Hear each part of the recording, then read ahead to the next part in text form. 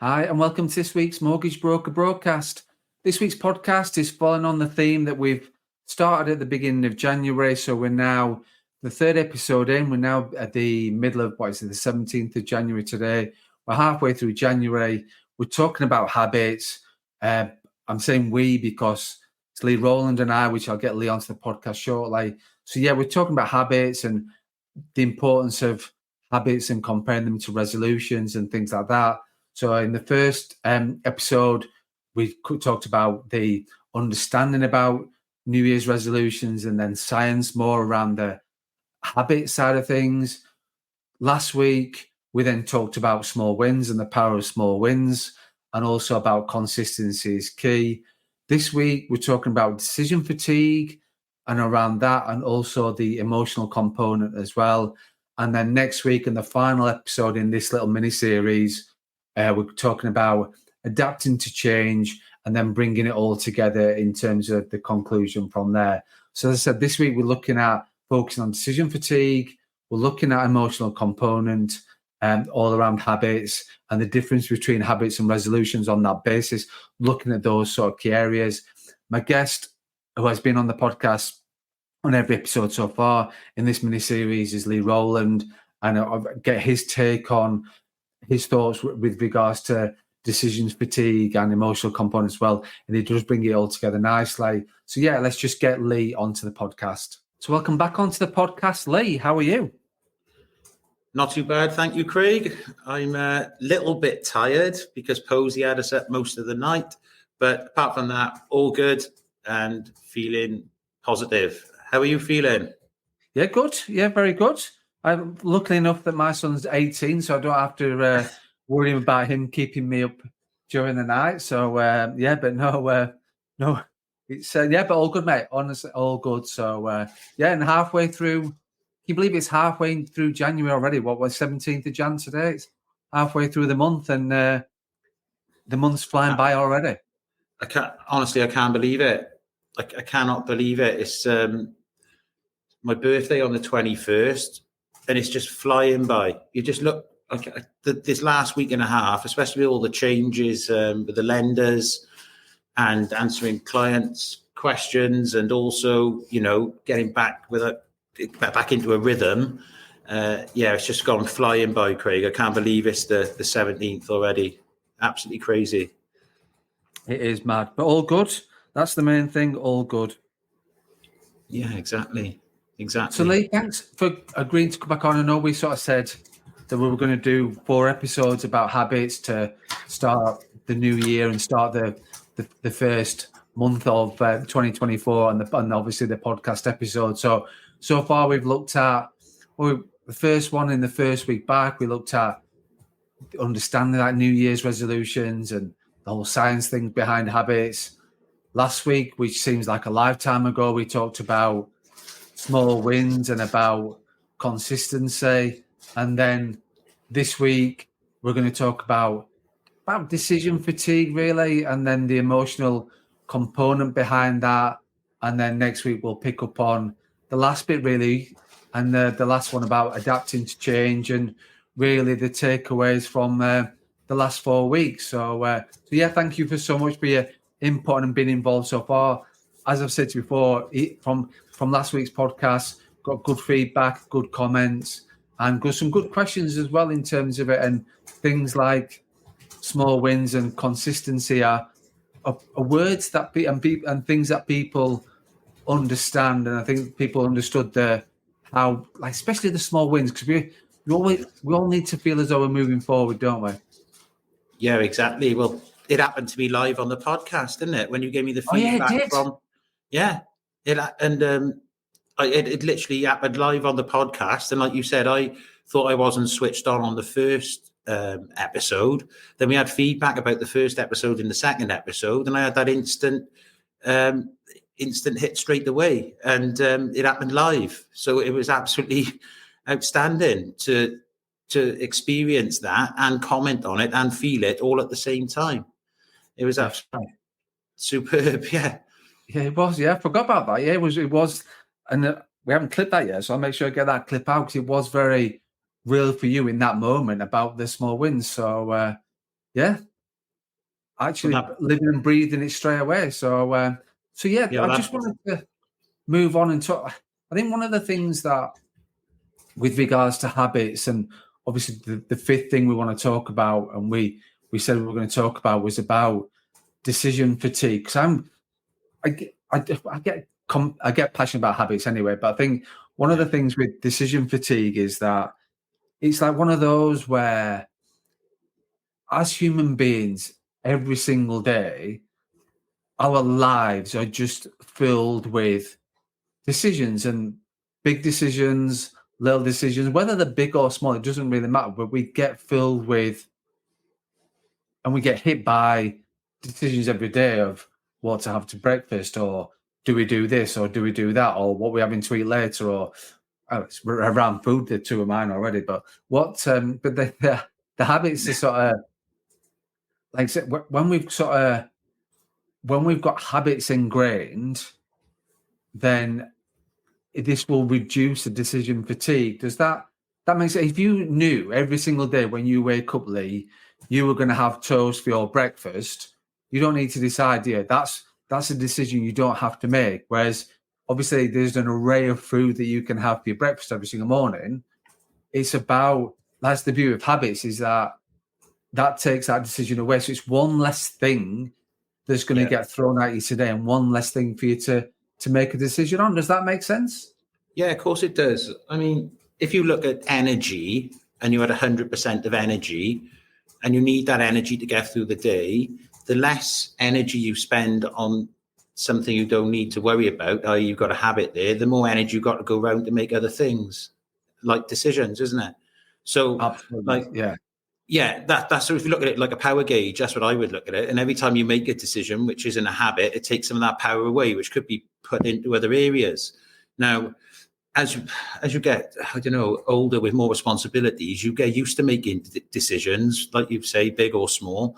Especially when you're a business owner, you get used to making quite big decisions on a daily basis, whether it's about clients, about your team members, about moving forward, taking a step back. And then I don't know about, well, I'm not going to comment on you, Craig, but when I get home, I'm more decisioned out, to be honest with you. And that, thankfully, Lauren then makes all the decisions in the house, because I've made so many throughout the day that my power gauge is pretty low, to be honest with you. So then I got Lauren to take over the household stuff.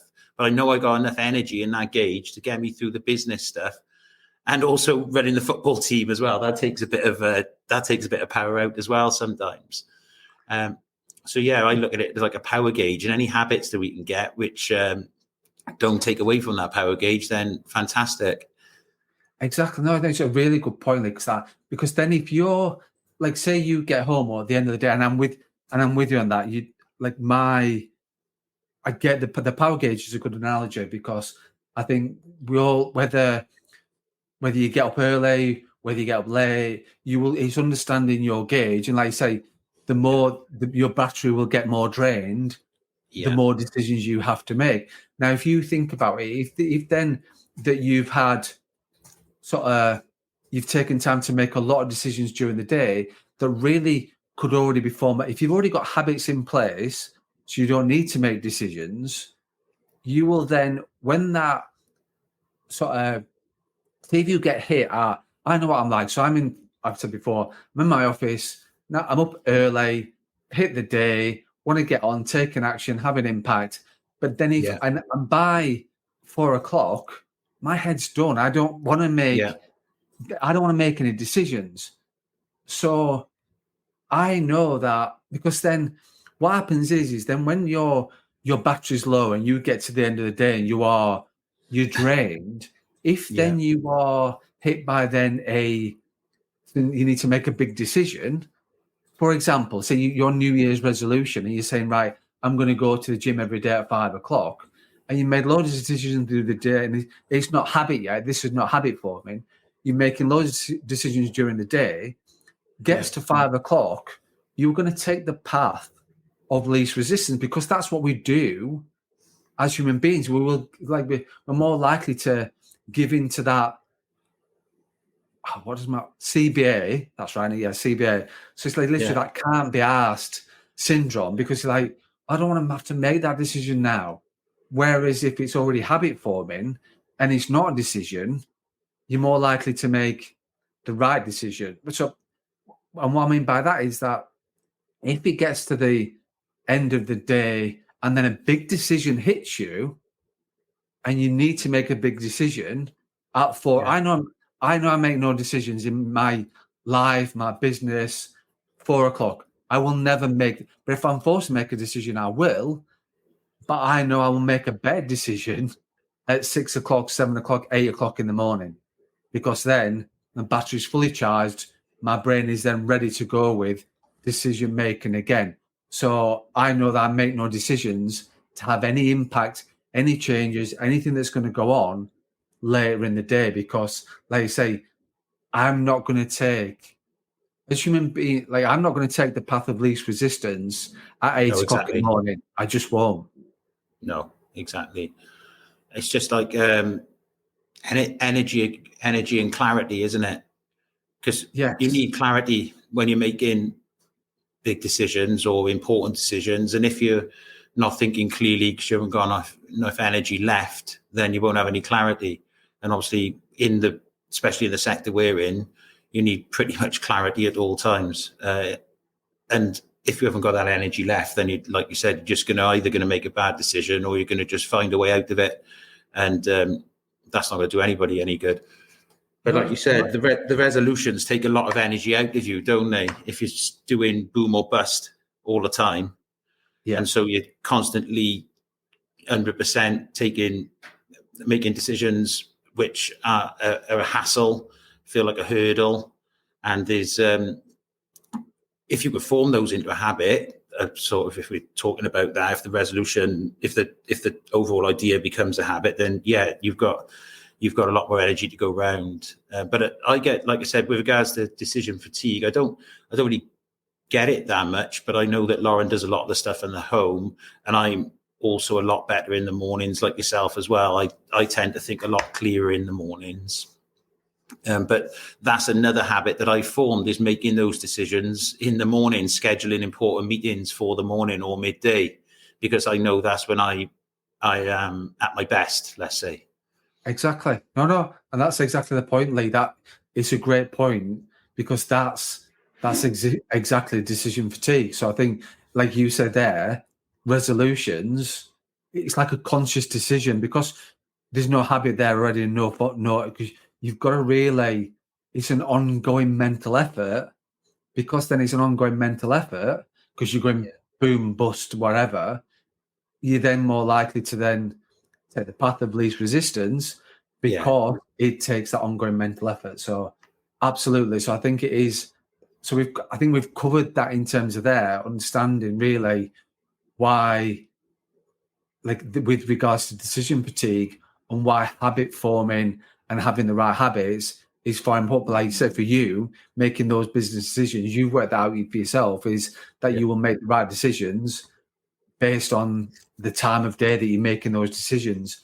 And I will do, like, I feel exactly the same. So totally get that in terms of decision fatigue. So it's like moving on then from that to then look at the emotional component side of things, which again, I think the thing with like the emotional side of things, it's resolutions feel like chores. Do you know what I mean? It's like oh my God, I've got to do this again, or I've got to do that, or I've not got to do that, or it's a case of, it's more of a chore, whereas habits is more driven by positive emotions. So and that's the thing with it, is that it reinforces, like, again, the decision fatigue, because then you get that the emotional side of things is a much more of a positive experience,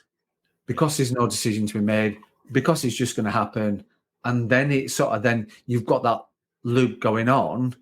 It's then you're more likely to, I know you talked last time about habit stacking, which we're not going to talk about on here, but again, with that, once you've got the loop in place and the sustainable emotional aspect of it, is then the loop's in, reinforces the habit, and you can build on that from there. Does that make sense, Lee? Yeah, it does make sense. And if I like everything to be in a straight line emotionally anyway. Like, I don't really like many peaks and troughs if I can help it, because I just don't like it. I've learned to sort of live in a place which is quite calm, if you like, where I can get things done. Because I know that if I say I did make a resolution, let's just use this as an example, and I didn't stick to it, or I didn't get it, it would really affect me, because I there's better words than this, really, Craig, but I'd beat myself up about it, and I'd overthink it. And once again, that comes back to the energy that you'd be using up. But I know for a fact that when I develop habits, good habits, it just goes back into that section of calmness. Like, I don't even notice it's there. And so that I'm happy to form habits which are beneficial to me, because I know that it helps towards that straight line, or that area of calmness, which I am emotionally. Like, just my voice went, do you hear that there? My voice went a bit wavy there when I said emotionally. No, it's good. This is good, Lee. This is cracking. Yeah, No, that wasn't planned at all. I went emotionally. So I like living in like quite a calm area, which I enjoy that. And I don't really need any massive ups and downs, because that's where I perform best in work and out of work. So that's why habits which form can go into that area to make me a more productive person all round, really.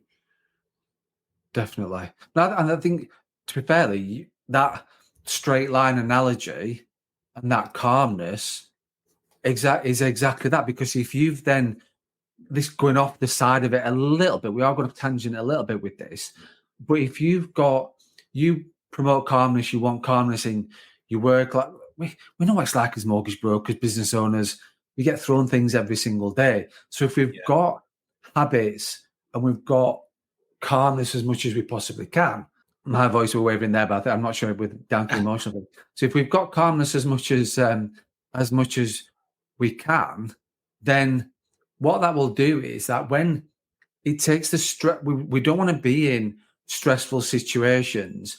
Well, we get through any stressful situations, but again, going back to decision fatigue, you know what it's like when it can be, if you can lose control of that. Then if you are emotionally wound up, shall we say, and you are emotionally stressful, and you're on that kind of chore loop of, I've got to do this, I've got to do this, I've got to do this. And then when something else gets thrown in, or somebody says anything, you're more likely to react in the wrong way, and not your normal way, rather than the way that you normally would if you was in total control, positive emotions, everything's in a great state going on. Because, like I said, things are going to get thrown at you as a mortgage broker. They just are. Things will get thrown at you as a business owner. They will. Things will get thrown at you as a person and a human being. If you've got that straight line and that calmness that you described, if things then hit you, and the drama does hit you, and it will, you will then deal with that in a far more better and a more constructive way, and emotionally a far better way than you would in a height of high drama and a height of high emotion and high stress. Do you get me, Lee? Yeah, it does. It does make sense. Yeah, of course it does. I a couple of years ago, I could only describe it to myself as being like in a red zone. So there was nothing left in there apart from an emotional bang, if you like. And I remember my mum, right, Craig, my mum fell over in the garden. It's going to make you laugh. This is, my mum fell over in the garden. She broke her thumb, believe it or not, right? And that amount of like caring for my mum, obviously, but then having to take her to the hospital, do all, and that was just too much. There was nothing left in the red zone for me. And I remember just sitting there feeling completely overwhelmed. And all that happened is my mum had gone to the hospital. She broke her thumb. But then that's when I started looking at myself a little bit then and realizing that I do need to leave a contingency with regarding emotions and energy and whatever else in order for if something does really go for it with regards to your family or work, you need that space to be able to keep the straight line going. And I must say that it has taken me a few years, not just because of my mum, but like if people saw me on a football pitch years ago, they would have thought I was some sort of lunatic. And probably in work now and again, I've been a bit spiky. But it takes a bit of time to work on yourself to make sure that you are on a relatively straight line with regards to emotions and calmness. But it can be done. I'm not saying I don't have slight peaks and troughs now, but if you look at how you manage your day, and this comes back to the habits, I'm trying to link it back to the habits now. I've learned, I'm not perfect by any stretch, Craig, you know that, but if you can put as many good habits into place per day, per week, per month, per year, then you will notice that your emotional state and your life in general will be a lot calmer. And that's what I'm trying to still work on myself now. Still got loads of stuff to do, but that's how I'm finding it. Leigh, that is absolutely spot on, because whether you've done that intentionally or not, I was thinking there, that leads us amazingly on to the last week of the podcast when we talk about adapting to change and about life, like the dynamics and circumstances for change and things like that. It literally set it up, tease it up perfectly for next week's podcast. Well, honestly now, on my mum's broken finger, I didn't do that on purpose. On my mum's broken thumb, I didn't do that on purpose. No, that's a perfect place to end and move on to obviously next week, and we can get into more detail about that next week when we're talking about adapting to change and really bringing this all together when we're concluding this 4 episode series and pulling it all together to talk about that. So, Leigh, I'm not going to pick anything else up. We're going to end there. Thanks ever so much for your time. Thanks for much for your input. And again, like being part of this podcast for the last 3 weeks and for the next one as well. And cheers, mate. Thank you so much. As usual, Craig, my pleasure. And thanks for inviting me on. I've really enjoyed it. And I'll speak to you soon. Thanks, Leigh, for being an amazing guest. Thank you. We're halfway through January. So we're now, like I say, 17th of January. Hopefully now you're working on your habits. Hopefully you're seeing the benefits of working on habits, because if you chose the resolution route, more than likely you've given up on emotion by now already. So we won't talk about that. But yeah, thank you to everyone who's listened and subscribed to the podcast, everyone who's given me feedback on this mini series about changing habits for the start of 2024.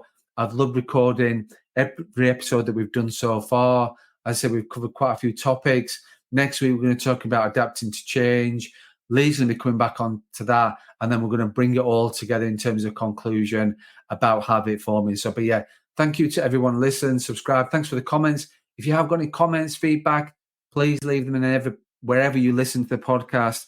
Please put your comments in there. And anything on the feedback on that will be greatly appreciated. And as always, don't forget to run your own race.